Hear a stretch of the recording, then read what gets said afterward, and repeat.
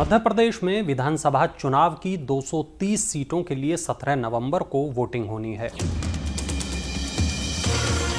और नतीजे 3 दिसंबर को आएंगे। आपको बता दें कि मध्य प्रदेश में 2003 के बाद हुए 4 चुनावों में से 3 में बीजेपी ने जीत दर्ज की है। साल 2018 के विधानसभा चुनाव में बीजेपी कांग्रेस से मात्र 5 सीटें कम जीत पाई थी।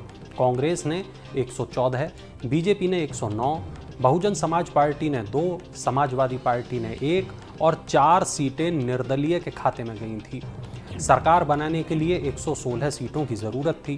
कांग्रेस ने बसपा, सपा और निर्दलीय विधायकों के समर्थन से सरकार बनाने का दावा पेश किया। साल 2005 से राज्य की कमान संभाल रहे शिवराज सिंह ने 12 दिसंबर 2018 को संख्या बल के सामने सर झुकाते हुए पद से इस्तीफा दे दिया। 17 दिसंबर को कमलनाथ राज्य के नए मुख्यमंत्री बने। राज्य की सत्ता में 15 साल के सूखे के बाद कांग्रेस की सरकार बनी थी, लेकिन ये ज्यादा दिन नहीं चल पाई। मार्च 2020 को कमलनाथ सरकार के 22 विधायकों ने अचानक इस्तीफा दे दिया। ये 22 विधायक कांग्रेस के बागी नेता ज्योतिरादित्य सिंधिया के गुट से थे। नतीजा ये रहा कि 20 मार्च 2020 को कमलनाथ ने मुख्यमंत्री पद से इस्तीफा दे दिया और इसके बाद 23 मार्च 2020 को शिवराज ने चौथी बार राज्य के मुख्यमंत्री पद की शपथ ली। जुलाई 2020 तक आते आते कांग्रेस के 3 और विधायकों ने इस्तीफा दे दिया। अब विधानसभा में 25 सीटों पर कोई विधायक नहीं था। इसके अलावा 3 सीटें निर्वाचित विधायकों की आकस्मिक मृत्यु के चलते खाली हो गई थी। अब राज्य में 28 सीटों पर उपचुनाव होना था। शुरुआत में सितंबर से पहले उपचुनाव करवाने की बात सामने आई थी, लेकिन कोरोना महामारी के चलते इन्हें दिसंबर महीने में कराया गया। नतीजे आए तो 28 में से 19 सीटों पर बीजेपी ने जीत दर्ज की। कांग्रेस के खाते में 9 सीटें आईं। नतीजों में ज्योतिरादित्य खेमे को बड़ी जीत मिली। सिंधिया ने अपने कई नेताओं के शिवराज कैबिनेट में अहम मंत्रालय दिलवाए। बीजेपी ने ज्योतिरादित्य सिंधिया को राज्यसभा भेजा और केंद्र में मंत्री भी बना दिया और मध्य प्रदेश में कांग्रेस एक बार फिर विपक्ष में ही बैठी रही। लेकिन इस बार के चुनाव में कांग्रेस के लिए राहत की बात यह है कि वहां सीएम चेहरे को लेकर कोई असमंजस नहीं है। प्रदेश में कांग्रेस का सबसे बड़ा चेहरा कमलनाथ ही हैं। अब तो उन्हें ज्योतिरादित्य का भी खतरा नहीं है, लेकिन बीजेपी ने इस बार केवल कमल के चेहरे पर चुनाव में जाने की बात कही है। वहीं शिवराज ने भी अपने गृह जनपद में एक जनसभा में भावुक अंदाज में ये कहा कि ऐसा भैया मिलेगा नहीं तुम्हें, जब मैं चला जाऊंगा तब तुम्हें बहुत याद आऊंगा। हमारे हर चुनाव में हमारा चेहरा कमल होता है और कमल हम सबके लिए पूजनीय है। कमल लेके हम जनता के बीच जाते हैं। हम सब कार्यकर्ता एक विचारधारा, भारत को एक विकसित देश बनाना, भारत को के हर एक व्यक्ति के जीवन में उल्लास, उमंग, उनकी जो जो आकांक्षा है उसको पूरा करना और एक उज्जवल भविष्य के लिए सेवा करने के काम से गरीबों का कल्याण हो, सुशासन हो देश में, उस प्रतिबद्धता के साथ जनता के बीच जाएंगे और जीत के आएंगे। ऐसा भैया मिलेगा नहीं, जब मैं चला जाऊंगा तब याद आऊंगा तुम्हें। मैंने मध्य प्रदेश में राजनीति की परिभाषा बदल दी।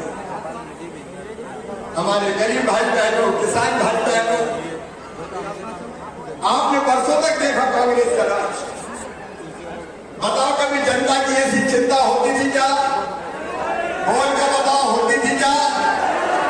अरे मैं कोई सरकार थोड़ी चलाता हूं, मैं परिवार चलाता हूं। परिवार, आप सब मेरे परिवार हैं।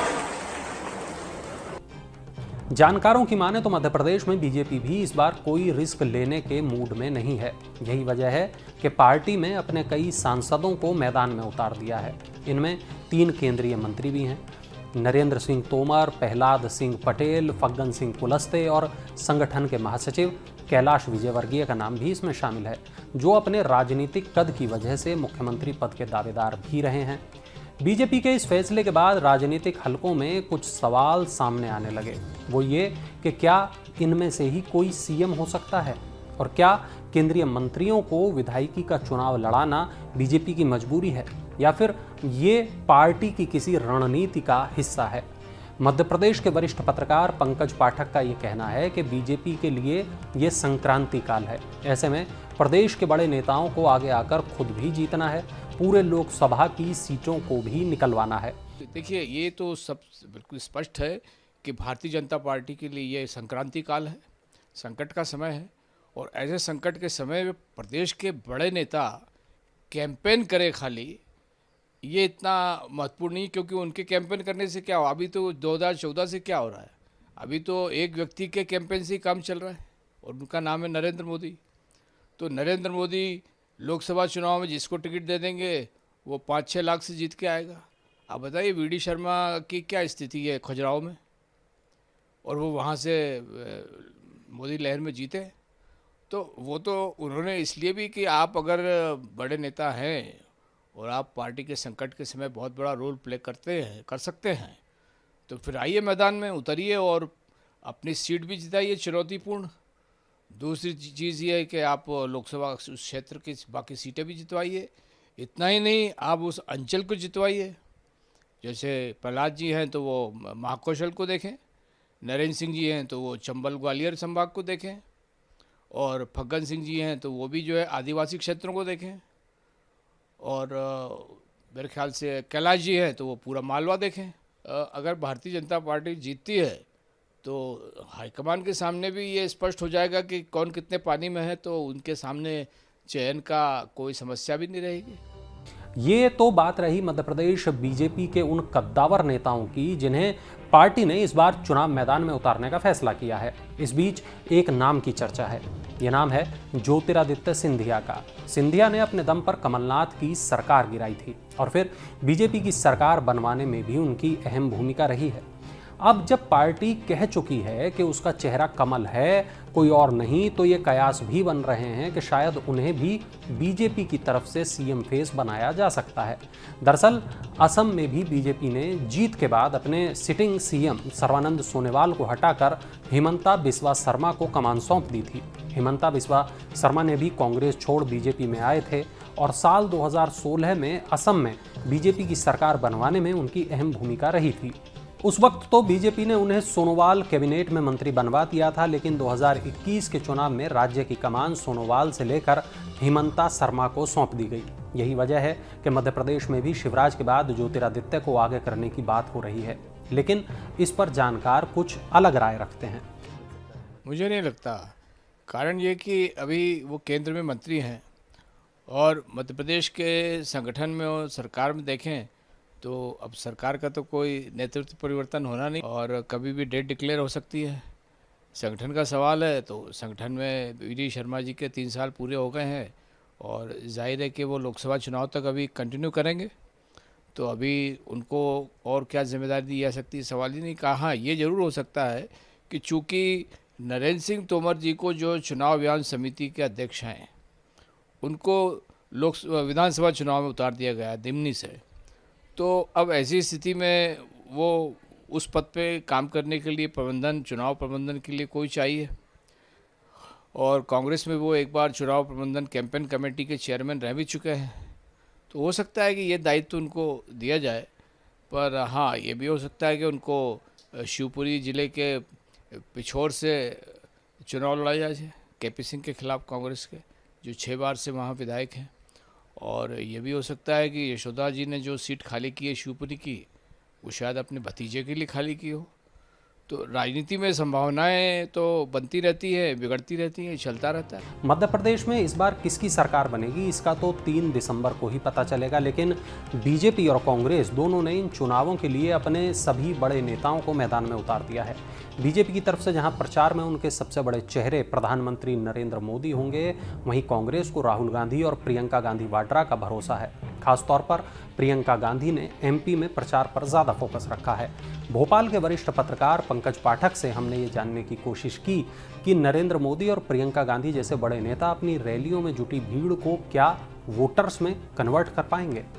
नरेंद्र मोदी जी के बारे में तो ये कहा जा सकता है, लेकिन प्रियंका गांधी जी के बारे में ये नहीं कहा जा सकता कि वो कन्वर्ट कर पाएंगे, क्योंकि लगातार जो गफलतें हो रही हैं उनका उनके साथ उनके द्वारा या उनके जो अनुज हैं, उनके छोटे भाई राहुल गांधी, उनके द्वारा भी जो गफलतें हो रही हैं मीडिया के सामने, वीडियो में, ऑडियो में, भाषणों में, और जो विसंगतिपूर्ण चीज़ें सामने आ रही हैं, कांग्रेस के लिए वो चिंता का विषय है।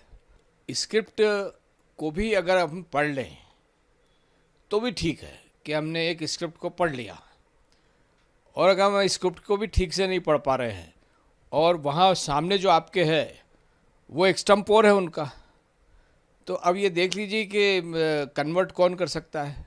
और मैं बीजेपी का पक्षधर भी नहीं हूँ, मैं तटस्थ पर्यवेक्षक हूँ, लेकिन जो चीज़ सही है वो बोलना पड़ेगी। वो फिर किसी के भी पक्ष में जाए, मुझे इससे कोई फ़र्क नहीं पड़ता। अब मोदी जी मजे हुए खिलाड़ी हैं। आप खुद बताइए कि नरेंद्र मोदी और प्रियंका गांधी की कोई जोड़ बनती है क्या? वैसे तो मध्य प्रदेश में मुख्य मुकाबला कांग्रेस और बीजेपी के बीच ही होता है, लेकिन इस बार बसपा और सपा के अलावा आम आदमी पार्टी और असदुद्दीन ओवैसी की AIMIM भी चुनावी ताल ठोकने जा रही है।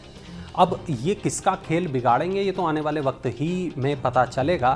खैर, मध्य प्रदेश में वोटरों की संख्या की बात करें तो यहाँ कुल 5.52 करोड़ मतदाता हैं। इनमें से 2.85 करोड़ पुरुष वोटर और 2.67 करोड़ महिला वोटर हैं, जबकि 18.86 लाख वोटर ऐसे हैं जो पहली बार अपने मत का प्रयोग करेंगे।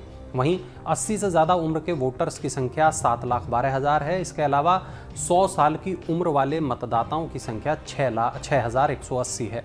अगर हम सर्विस वोटर्स की बात करें तो इनकी संख्या 75,426 है। चुनाव को लेकर नोटिफिकेशन 21 अक्टूबर को जारी किया जाएगा। 30 अक्टूबर को नॉमिनेशन का आखिरी दिन है। वहीं 31 अक्टूबर को नॉमिनेशन लेटर की जांच होगी और 2 नवंबर तक कैंडिडेट अपना नाम वापस ले सकते हैं।